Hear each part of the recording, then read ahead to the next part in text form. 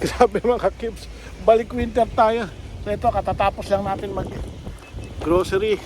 So yan, so bali buti na lang, dyan talaga ang lapit lang delivery, dyan lang sa mga bahayan na yan i-deliver to.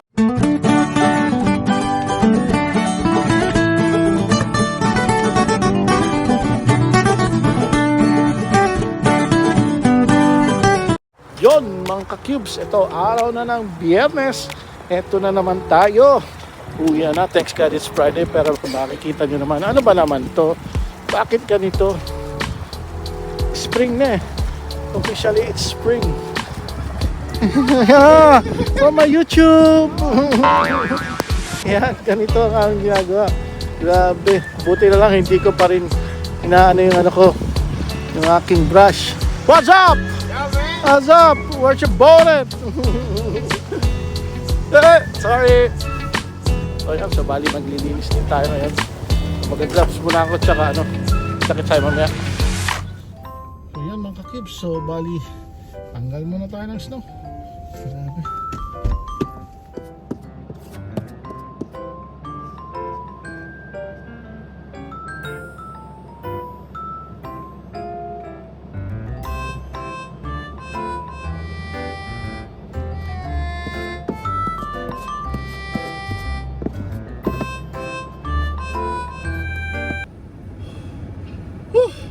Grabe, kala ko tapos na tayo sa kalbaryo natin na pag ano ng snow.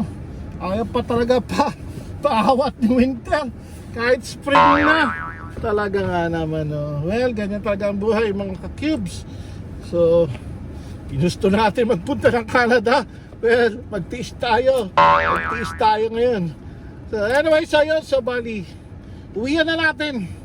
So, hinihintay na lang natin ang ating nag-iisang ikaw.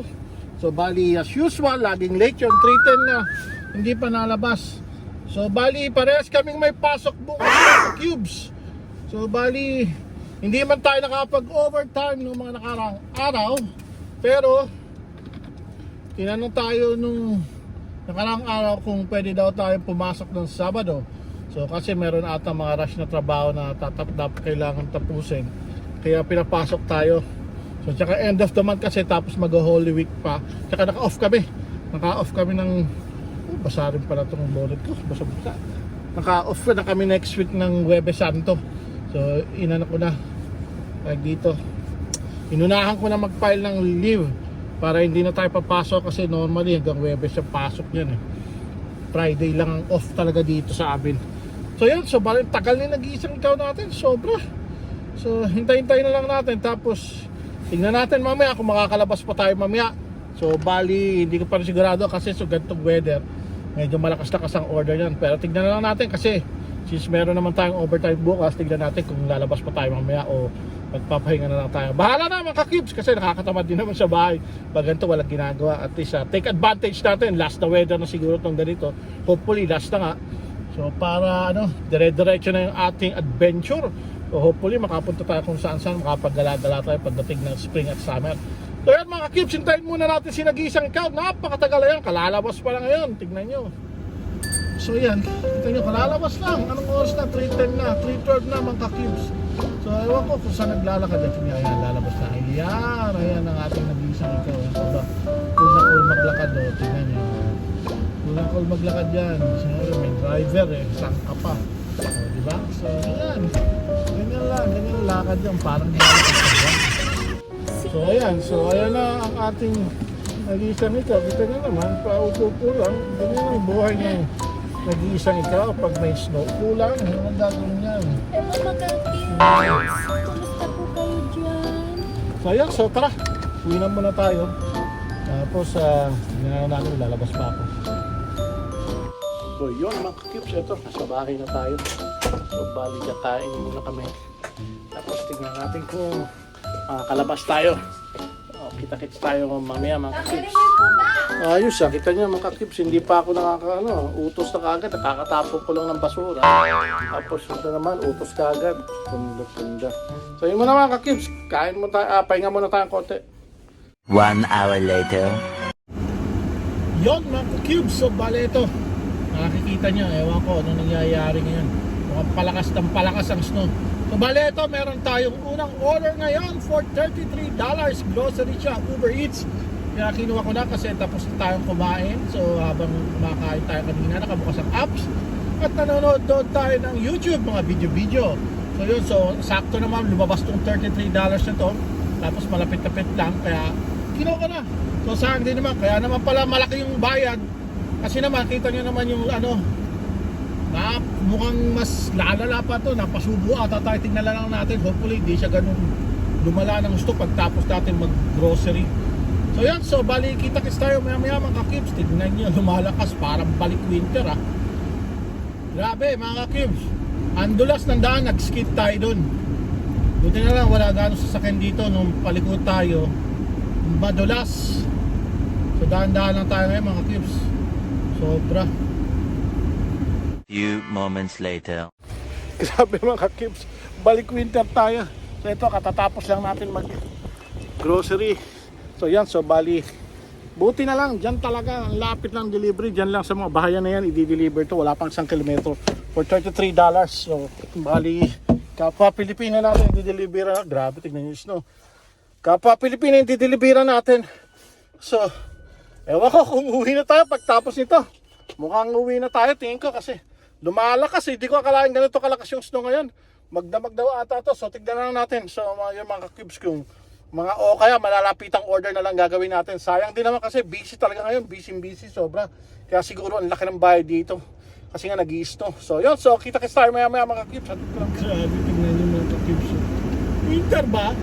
Grabe, parang hindi spring parang hindi mag-spring tsaka summer, ang lakas sobra.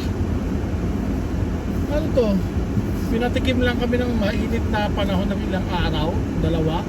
Tapos ngayon ano na naman, winter na naman. Kasi nga naman mga kakibs, hindi namin talaga na-feel yung winter dito sa Toronto. Birang-bihira nag-snow. Ito naman sobrang lakas ngayon, grabe.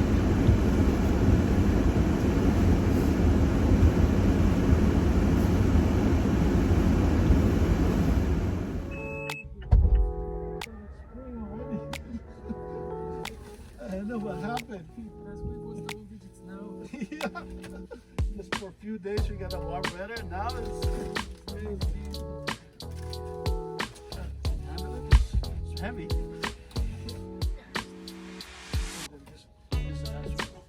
And what's the pin number by the way? 4441.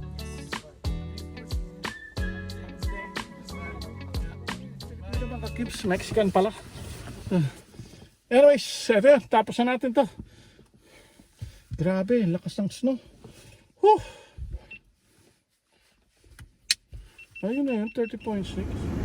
Pero makikita nyo naman, yan ba ang spring mga cubes? Grabe, hindi lang po 8 cm, ang lakas nito.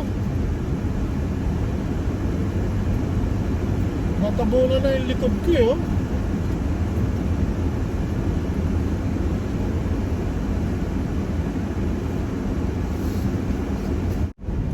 Grabe, traffic na mga clips. So lipat tayo ng ruta. Ang lakas ng traffic to, mukhang may aksidente doon. So diretso tayo dun sa dinadaanan namin papasok. Pa-progress na lang tayo. Mahirap dito. Haba na ng traffic kanina wala pa yan. So doon na lang tayo dadaan sa... May aksidente nga ata doon mga cubes. Nagkagit-gitan, ano ba yan? Nagkagit-gitan sila doon, truck tsaka kotse.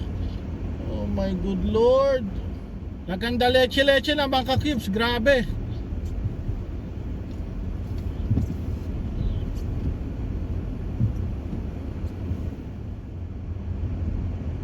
Ang daming aksidente mga kakibs. Ano ba yan? Lahat ng daanan sarado. My good lord. Oh, grabe. Grabe, walang dadaanan mga ka-cubes. Ano ba to?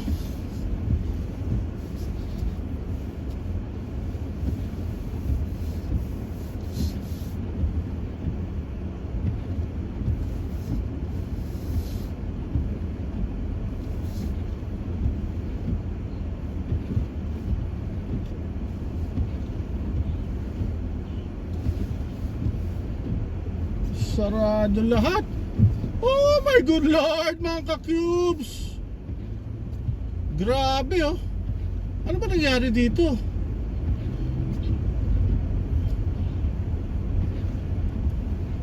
What happened dito mga ka-cubes? Ewan ko. Grabe mga ka-cubes. Buti na lang. Buti na lang kabisado natin yung daan, yung mga shortcut. Marami tayo napunta na shortcut. Kung hindi, malamang hindi na tayo makauwi sa oras ito. Napakalapit lang natin pero paikot-ikot tayo, sarado lahat ng daan.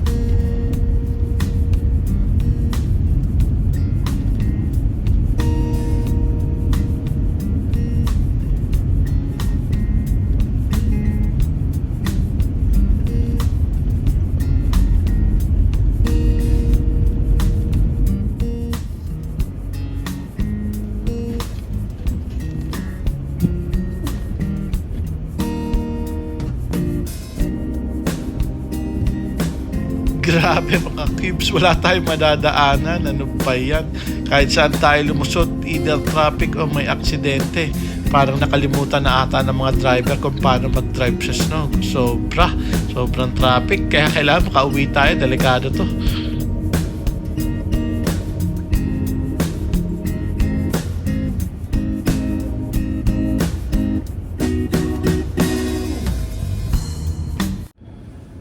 Grabe mga cubes. Sanay naman kami sa mga ganitong snow pero ito ewan ko anong nangyari. Yung mga tao siguro masyado ng excited na masyado sa spring or summer. Nakalimutan na ata mag-drive kung paano mag-drive sa snow. Ay grabe. Sobrang traffic kahit saan, puro aksidente. Ewan ko kung ano, tsaka madulas talaga yung daan. Parang yung sinadya ng dito na hindi naglagay ng asin. Ayan tuloy, ang dulas ng daan mga ka-cubes. Kahit naka-winter tire ka, wala, talagang dudulas ka. Walang maganda-maganda sasakyan ngayon dito, kaya dapat dito talaga doble ingat sa pagdadrive. Yun ang may sasuggest ko pag ganito biglaan. Paano na yung nagpalitan ng mga gulong? Nagpalitan ng summer tire. O di nga sila. Ang dulas kung tayo naka-winter tire na, nadudulas pa Yung pa kaya yung nagpalitan ng mga gulong. Tapos saka all-wheel drive na rin tayo, wala pa rin. Talagang madulas. Delikado, yung daan na ganyan, madulas yan. Wala kasing asin, hindi nga naglagay. May kasalanan din ng gobyerno dito. Anticipated naman na mag-i-snow dito, no? Or hindi nila iniisip na ganito kalakas talaga yung snow ngayon. Sabi 8 cm, pero dire-diretso kanina pa to So hopefully tumila-tila siya. Kasi kada stop ko, mga ka-cubes, ang nangyayari pag aabante ako, lalo na pag uphill, nag-i-spin yung gulong ko. Grabe, nararamdaman ko. Kaya ito, so daan-daan lang talaga tayo, lalo na pagpaliko. Madulas, sobra. Kaya luma na rin tong winter tire natin. Ilang years na rin to.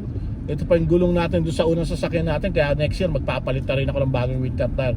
Kasi 10 years lang talaga ang ng winter tire. So yan, ito, malapit-lapit na tayo. Oh, yan, grabe My God, narinig niyo yan mga ka-cubes? Ganon kaatindi. My goodness, buti na sana makaabot 20 seconds pwede to. Tara, uwi tayo. Yan yung mga paakyat yung ganito. Mahirapan dito. Ang hirap, dumudulas pag pababa ka, at preno ka bigla. Yung gulong mo talagang dudulas. Kaya mabuti pa, umuwi na tayo mga ka-cubes. Yan na lang ang solusyon ko.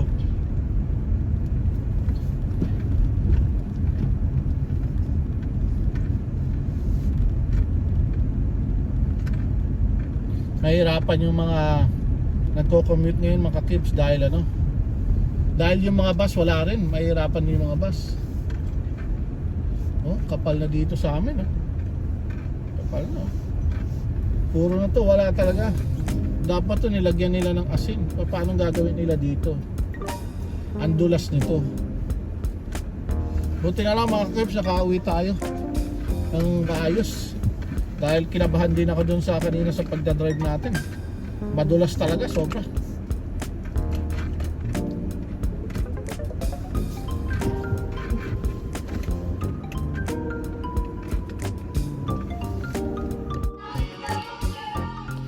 Yun mga ka-cubes, buti nakauwi pa tayo ng maayos.